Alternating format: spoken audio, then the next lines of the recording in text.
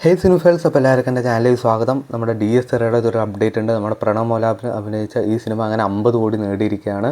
അപ്പോൾ നമ്മുടെ പ്രണവ് മോലാബിൻ്റെ മൂന്നാമത്തെ പടമാണ് അങ്ങനെ ഒരുമിച്ച് 50 കോടി അടിക്കണം. അപ്പോൾ നമ്മുടെ ഹാട്രിക് അടിച്ച ആദ്യത്തെ നടൻ നമ്മുടെ മോഹൻലാലാണ്. പിന്നെ അതിൻ്റെ പുറകെ നമ്മുടെ പ്രണവ് മോഹൻലാൽ, അങ്ങനെ അച്ഛനും മോനും ബോക്സ് ഓഫീസ് അങ്ങനെ ഭരിക്കുകയാണ്. അപ്പോൾ നിങ്ങൾ ഈ സിനിമ കാണാത്തവരാണ് എന്തായാലും തിയേറ്ററിൽ പോയി കാണാം. ഒരു അടിപൊളി ചിത്രം തന്നെയാണ്. എൻ്റെ റിവ്യൂ ചാനലിട്ടിട്ടുണ്ട്. അടുത്ത അപ്ഡേറ്റ് നമ്മുടെ മഹേഷ് ബാബു, രാജമൗലി, പൃഥ്വിരാജ് സിനിമയുടെ അപ്ഡേറ്റ് ആണ്. ഈ സിനിമയുടെ ഒരു മേജർ അപ്ഡേറ്റ് അങ്ങനെ വരാണ്. രാമോജി ഫിലിം സിറ്റിയിലാണ് ഇവൻ്റ് നടക്കുന്നത്, ഹൈദരാബാദ്.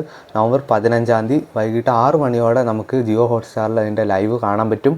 അപ്പോൾ ഇന്ത്യ ഒട്ടാകെ എല്ലാവരും കാത്തിരിക്കുന്ന ഒരു സിനിമയാണ്. പിന്നെ രാജമൗലി പടം എന്ന് പറയുമ്പോൾ എന്തായാലും ഒരു വലിയ വരവേൽപ്പ് തന്നെ ആയിരിക്കും.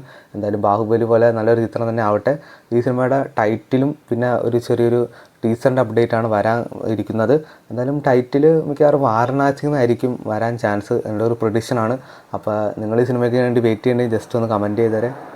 അടുത്ത അപ്ഡേറ്റ് നമ്മുടെ ഹണി റോസിൻ്റെ റേച്ചൽ എന്ന സിനിമയുടെ ഒരു അപ്ഡേറ്റ് ആണ്. സിനിമ ഈ കാണുന്ന ഒരു പോസ്റ്റർ അവർ വിട്ടുകൊണ്ട് ഡിസംബർ 6 സിനിമ തിയേറ്ററിൽ റിലീസ് ചെയ്യാൻ പോണത്.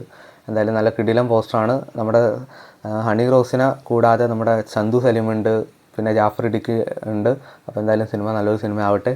നമ്മുടെ വിനീത് ശ്രീനിവാസൻ സംവിധാനം ചെയ്ത സിനിമയാണല്ലോ കരം. അപ്പോൾ സിനിമ ഈ മാസം, അതായത് ഇന്നേ ദിവസം 7 റിലീസ് ചെയ്തിരിക്കുകയാണ് മനോഹർ മാക്സിലൂടെ. അപ്പോൾ കാണാൻ ആഗ്രഹിക്കുന്നവരെ എന്തായാലും പോയി കാണാം. അപ്പോൾ ഇതുപോലത്തെ OTT വാർത്തകളും റിവ്യൂസൊക്കെ അറിയാൻ വേണ്ടി ചാനൽ ഒന്ന് സബ്സ്ക്രൈബ് ചെയ്യുക, കൂടെ സപ്പോർട്ട് ചെയ്യുക.